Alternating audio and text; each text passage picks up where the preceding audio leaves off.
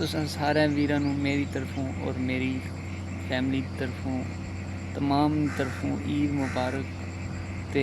उस तो बाद हज मुबारक ते बाकी जेह्ड़े जेह्ड़े मुबारक होंदे ते उस तो बाद मैं कैसा कि बई मैनूं लगदा है कि मुल्क दे हालात हुण ठीक नहीं हो रहे थे, लिहाजा हुण थोड़ा जिहा सीरियस हो के सोचना पैसी सारां नूं रल मिल के एक जगह ते बह के ते मतलब कि सोचना पएगा कि किवें जेह्ड़ा साडा मुल्क इस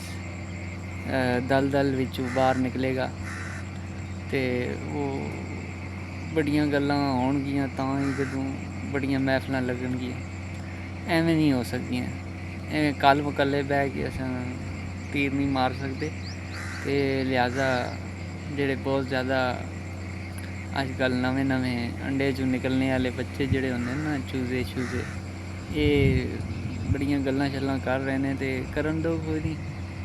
साढ़ा केह्ड़ा बिल आंदा है ते बाकी एह् है कि कदें साढ़े वल्ल आओ ते तुहानूं फिराइयै टुराइयै थोह्ड़ा इलाके दी सैर कराइए केह् समझदे आसो फिर हुण कदूं आ रहे हो साढ़े कोल आओगे तो उत्थे ले के जावांगे ओह् उत्थे उत्ते उत्ते ले जावांगे उत्थे ओह् उत्ते टॉप उत्ते की ख्याल है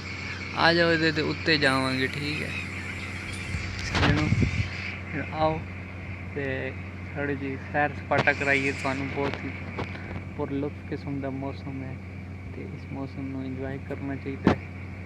ते साडा तो टाइम हुण लंघी जांदा है ते हुण तुहाडा टाइम आ रहा है ते लिहाजा हुण भरपूर अपना जेह्ड़ा फायदा चुक्को इस तों ठीक हो गया ते बाकी जेह्ड़ियां गल्लां न ओह् बाद च करसां